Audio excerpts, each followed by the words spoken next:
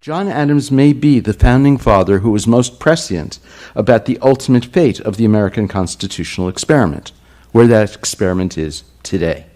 Now, to Wilson, the most important problem faced by the founders in Philadelphia was how to create a stronger national government that still respected natural rights. Sherman arrived in Philadelphia convinced that the national government needed to be strengthened, but he was very wary of concentrated powers and very much an advocate of, I hesitate to use the words, but what we might call states' rights. In 1776, Franklin was the most potent international weapon the United States possessed in its struggle with the greatest power on earth, Great Britain. He was the most famous American in the world. In fact, he may even have been the most famous person in the world. Dickinson accomplished more than most. He was the clearly recognized leader of the resistance to Britain in the decade before independence.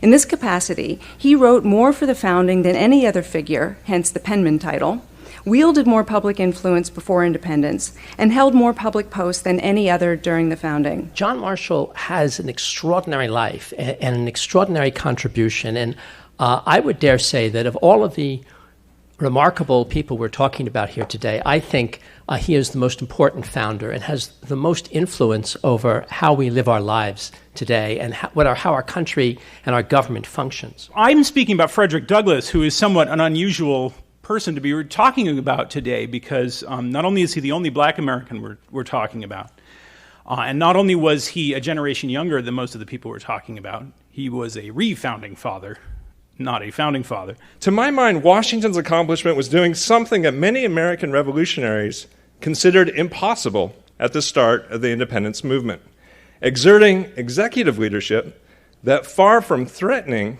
America's Republican form of government, actually extended the young nation's Republican values.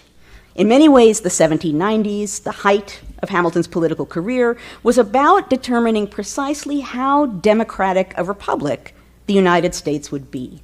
And by 1800, it was somewhat clear that the answer was more democratic than Hamilton wanted it to be.